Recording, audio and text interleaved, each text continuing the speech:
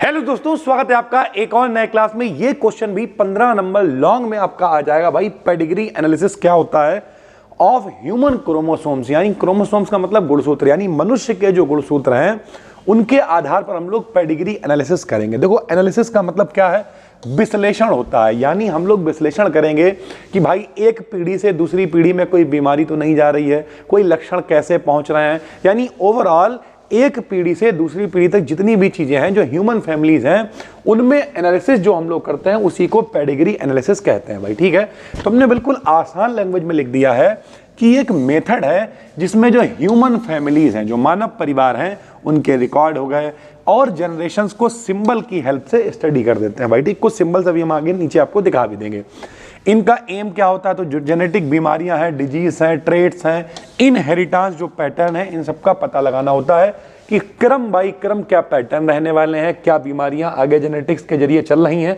इन सबको हम लोग एनालाइज करते हैं किसके जरिए? पेडिग्री एनालिसिस के जरिए भाई। ठीक है, कुछ सिंबल्स का इस्तेमाल करते हैं, जैसे अगर इस तरीके का स्क्वायर सिंबल इस्तेमाल किया जाएगा, स्क्वायर सिंबल तो वो मेल के लिए होगा। इस तरीके से सर्कुलर सिंबल इस्तेमाल करेंगे तो मेल के लिए होगा, वो फीमेल के लिए होगा। ठीक, कुछ शेडेड अगर इस्तेमाल कर लेंगे तो जो अफेक्टेड इंडिविजुअल है, यानी दोनों में से कोई एक व्यक्ति अगर अफेक्टेड है, मान लिया मेल अफेक्टेड है तो इस तरीके से इस्तेमाल कर लेंगे शेडेड। ठीक है, फीमेल अफेक्टेड है तो इस तरीके से इस्तेमाल कर लेंगे।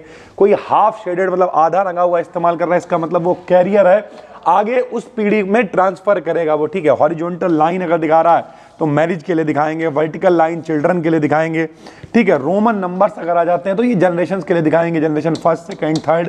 तो इस तरीके से कुछ सिंबल्स का इस्तेमाल किया जाता है पेडिग्री एनालिसिस के अंदर भाई। ठीक है, कैसे करेंगे? तो जेनेटिक डिजीज के नेचर का पता लगाना, फैमिली में कैरियर को आइडेंटिफाई करना, यानी किसके जरिए वो बीमारी आगे जा सकती है, फ्यूचर चाइल्ड में डिजीज प्रेडिक्ट करना, किसी जो होने वाला बच्चा है उसमें कोई बीमारी तो नहीं हो सकती है या नहीं होगी, उसे प्रेडिक्ट करना। मेडिकल जेनेटिक्स और काउंसलिंग में इस सब का इस्तेमाल किया जाता है। तो देखो, हम बार बार आपसे कहते हैं कि बायोलॉजी में रटना नहीं होता है, एक बार ये मोटा मोटा समझ लो पेडिग्री एनालिसिस क्या है। तो एनालिसिस हम लोग एनालाइज कर रहे हैं कि जो मानव की फैमिली है, जो मनुष्य की फैमिली है, उसमें जो होने वाला बच्चा है उसमें कोई बीमारी ना पहुंच जाए, उसकी जितनी भी डिजीजेस हैं, ठीक है, उन सब की एनालिसिस कर रहे हैं। और कैसे करेंगे? तो उसका तरीका है भाई। ठीक है, पैटर्न ऑफ इनहेरिटेंस, किस तरीके से चीजें आगे बढ़ती हैं। तो सबको पता है जो मानव होता है, मनुष्य है, उसमें 23 जोड़ी यानी 46 गुणसूत्र होते हैं भाई। ठीक है, इन 46 में से 44 कैसे होते हैं? ऑटोसोम्स होते हैं, और 2 कैसे होते हैं? लिंग गुणसूत्र होते हैं भाई। ठीक है, लिख भी दिया हमने कि 44 जोड़ी का मतलब 22 जो है वो ऑटोसोम्स होते हैं, 22 पेयर्स होते हैं भैया। ठीक, यहाँ पे लिखा 23 पेयर्स टोटल होते हैं, उनमें से 22 जोड़ी ऑटोसोम्स होते हैं और एक पेयर क्रोमोसोम्स का होता है, जिसे हम लोग XX या XY से लिखते हैं। XX सबको पता है फीमेल वाला पार्ट है भैया। ठीक है, और XY जो है वो कौन सा पार्ट है? मेल वाला पोर्शन या पार्ट कहलाएगा भाई। ठीक है, तो इस तरीके की चीजें रहती हैं, लिखने का तरीका है। अब हम लोग क्या करेंगे? देखो भैया, दो तरीके के गुणसूत्र हो गए, कौन कौन से?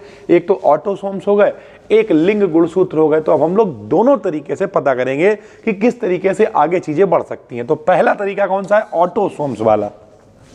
जो ऑटोसोमल इनहेरिटेंस होता है, यानी ऑटोसोम्स के जरिए कैसे बीमारियां वगैरह आगे बढ़ती हैं।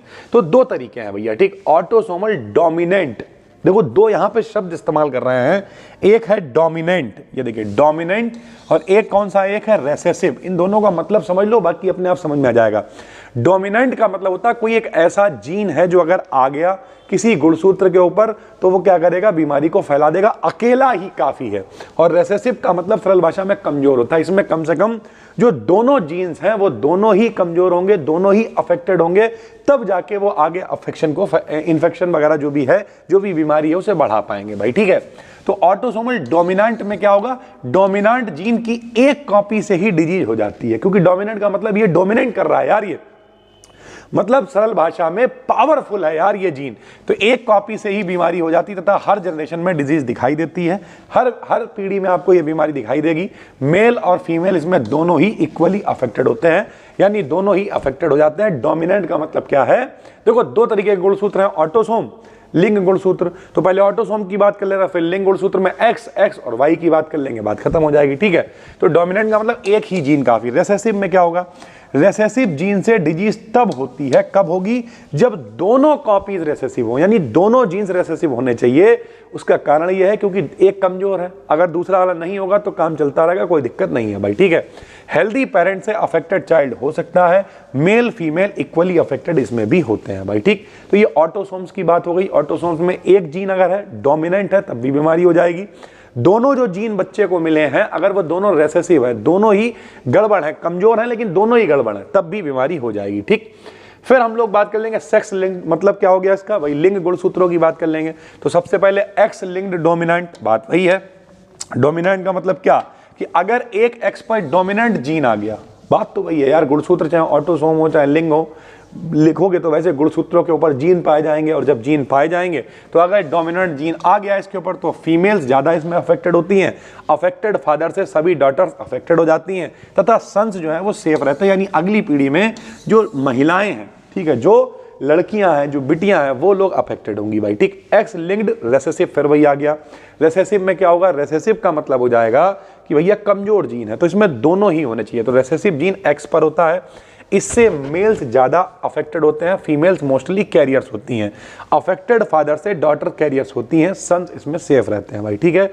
एक वाई लिंक्ड रह जाएगा क्योंकि एक्स वाई, महिलाओं में तो दोनों एक्स एक्स ही हैं, एक्स एक्स ही हैं, फीमेल में एक एक्स एक वाई। तो एक्स की बात हमने कर ही ली है, अब सिर्फ वाई की बात और कर ले रहा है।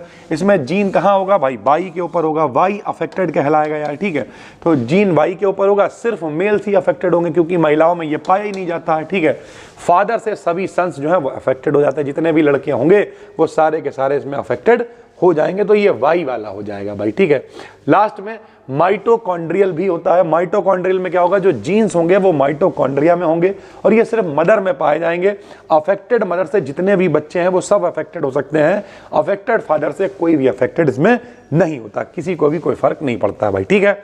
तो इस तरीके से अगर कोई पूछे पेडिग्री एनालिसिस क्या है, तो किस तरीके से बीमारियां आगे बढ़ेंगी, किस तरीके से आप उन्हें डिनोट करोगे, क्या उनके सिंबल है, ये आप लिख दोगे। फिर दो तरीके गुणसूत्र हैं, ऑटोसोमल है, ठीक है, और दूसरा लिंग गुणसूत्र है। तो ऑटोसोमल में भी दोनों, या तो डोमिनेंट पूरा एक ही जीन ऐसा है जो बीमारी फैला देगा, या तो दोनों ऐसे हैं कमजोर लेकिन दोनों ही अफेक्टेड है तो वो बीमारी को फैला सकते हैं।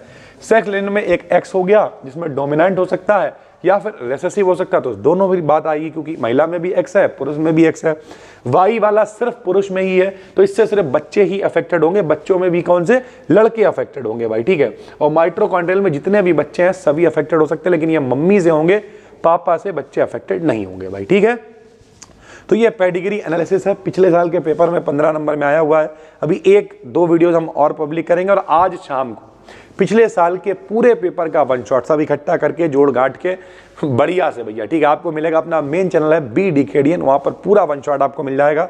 ज्यादा ढूंढना ना पड़े तो टेलीग्राम पे अपना फ्री में चैनल है बी डिकेडियन BSc, सिर्फ उसे ज्वाइन कर लो। ओरिजिनल चैनल को ही ज्वाइन करना, उल्टे सीधे चैनल्स के चक्कर में मत पड़ जाना जिसपे 80,000 से ज्यादा फॉलोअर्स हैं, वही अपना ओरिजिनल टेलीग्राम चैनल है भाई, ठीक है। हम मिलते हैं आपसे एक और वीडियो में, तब तक के लिए धन्यवाद, थैंक यू।